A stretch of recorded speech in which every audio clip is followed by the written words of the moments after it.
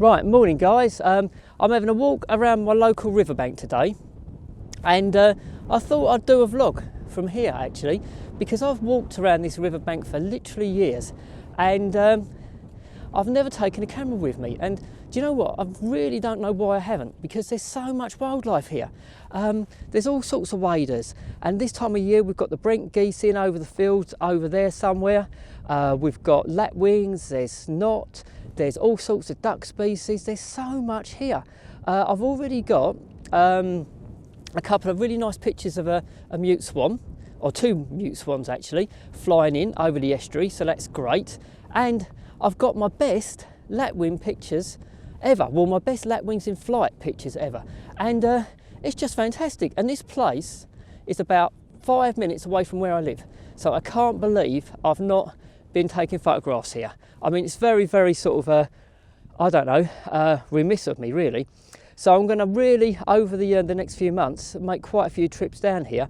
Now, I'm not going to get many close-up pictures on this side over here. This is the estuary bit, just over there, because the tide's out.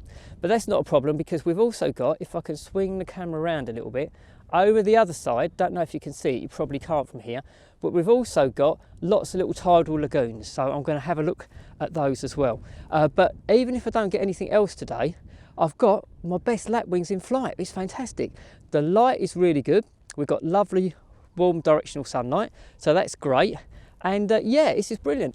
I live in Essex, which is sort of just on the edge of East Anglia really, in the UK, and we've got the longest coastline in the country. And the reason for that is these tidal estuaries, because they snake in and out and create, well, fantastic habitat for wildlife. So I'm having a wander down. I'm going to walk all around this area this morning, see what else I can find. And it's something I'm going to do on a regular basis actually, and I'm always going to bring my camera now. I've got my 200 to 500 zoom with me. I don't want the big sort of 600 prime, because I'm going to be doing a lot of walking, so the last thing I want to do is to be carrying that as well. So I'm travelling quite light, and that's why I'm sort of vlogging on this sort of, on my gimbal today, because I didn't want to take big heavy tripod as well. So it's all looking good. So I'm going to say bye for now, and see what turns up. Speak to you soon, guys.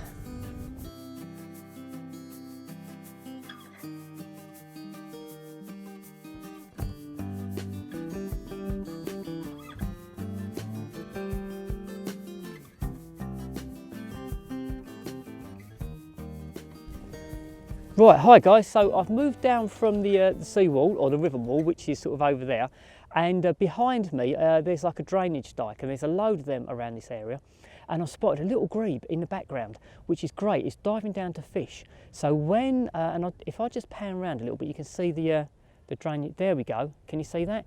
And it's a really sheltered spot, so it's lovely. So even though it's high tide, low tide, sorry, over by the tidal bit on the sea, over the other side of the sea wall, I've got water here, which is great. And as I say, there's this little grebe fishing. So what I should do is wait until it dives down, and when it's diving I can move closer and I can get in position, even though I haven't got a hide with me today, and I should get some nice photographs. As I say, I've got my 200 to 500 zoom, so I'm gonna not need to get too close to get some nice pictures. So it's all good. And then just a minute ago, just above me, a load of brent geese literally come flying over this sea wall, and I've got some great shots of them, and they've landed in the field just over that side.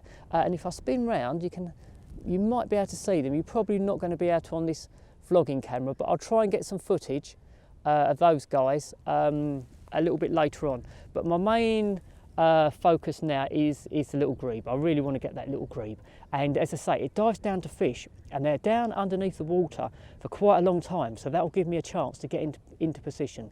And as I say, even though one side is tidal, there's always water in these drainage dikes, so that's great. But what I'm going to do is the next time I come out to do some photography here, I'm going to come at an incoming tide, and I'll get myself into a position on the other side of that seawall, down low, and I'll wait for the water as the tide comes in to push the waders closer to me. But it's great because you know, I love travelling to different places, and I've got a trip to Sweden coming up. I'm going back to the Alps as well, which is fantastic. But you know, to have something like this close to you means I can get down here under all different weather conditions, tide conditions, all sorts of stuff, different times of the year. So I've neglected this area, and I'm not going to do that this year anymore. I'm going to come down here whenever I get a chance. I'm super busy running my photography business, but when I get a chance, this is going to be one of my areas this year, because the wildlife is teeming with wildlife. As I say, I've already photographed lapwings. I've got my best lapwing flights ever. I've got mute swans flying in. I think I'm going to get a little grebe. I've got a few sort of waders, and there's a stack of stuff here. There's loads of ducks, there's brent geese, there's little egrets, there's herons, all sorts. So it's this fabulous location, and I'm going to enjoy coming down here on a regular basis, I think. So yeah, that's about it for now. Just wanted to bring you on really a little photography walk. I never expected to get as many photographs as I already have, actually, to be honest. It's been great, and as I say, I know this area really well, and I know there's a lot of wildlife here, but this has been a particularly good morning, and yeah, I've loved it. So I'll speak to you soon, guys. It's bye for now.